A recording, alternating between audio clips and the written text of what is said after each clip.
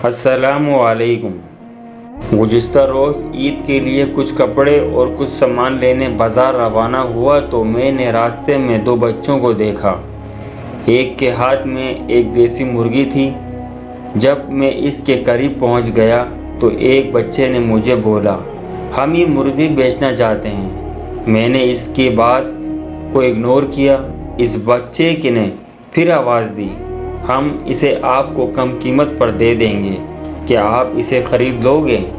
میں نے کہا، بیٹا اس سے میں کیا کروں گا؟ میں تو کپڑے خریدنے بازار جا رہا ہوں۔ خیر، میں نے پوچھا، کتنے میں بیچو گے؟ بچے نے کہا، 500 روپے میں۔ میں نے کہا، ٹھیک ہے۔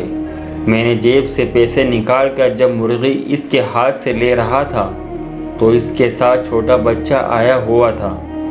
وہ اچانک رو پڑا۔ میں نے کہا کہ بیٹا کیوں رو رہے ہو؟ تو اس کے بڑے بھائی نے کہا کہ کچھ بھی نہیں ہے، یہ لو مرغی، یہ ایسے ہی رو رہا ہے۔ میں حیران ہو گیا اور دل میں عجیب سی کیفیت محسوس ہوئی۔ میں اس چھوٹے بچے کے سامنے بیٹھ گیا اور کہا، کیا بات ہے بیٹا، کیوں رو رہے ہو؟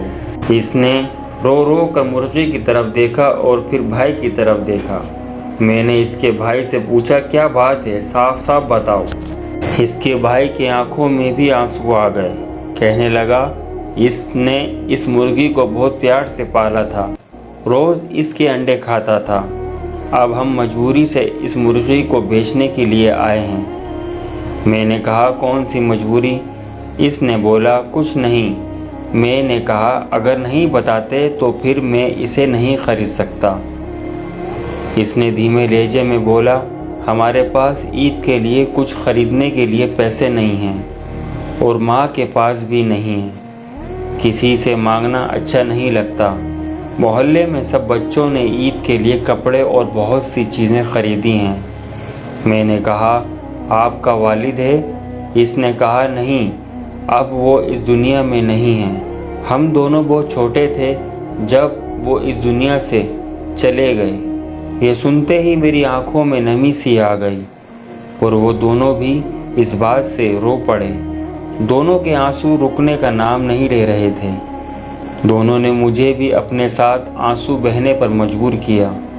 میں نے اس کے بڑے بھائی کو رقم جیب میں رکھنے کو کہا اور مرغی چھوٹے بچے کے ہاتھ میں دے دی اور کہا، یہ آپ کا ہی ہے اور آپ کے ساتھ رہے گا۔ چھوٹے کے آنسو خوشی کے آنسو میں بدل گئے۔ میں نے دونوں بھائیوں کو اپنے ساتھ نزدیک کیا اور دونوں کو گلے لگایا۔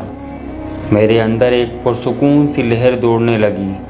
خدارا اپنے ارد گرد عید کے موقع پر غریب اور مستحق بچوں کا خاص خیال رکھیں۔ جہاں اپنے بچوں کے لیے کپڑے خریدنے ہیں وہاں کسی ایک غریب بچے کے لیے لازمی کپڑے خریدیے تاکہ یہ بچے بھی عید کی خوشیوں میں شامل ہو سکیں۔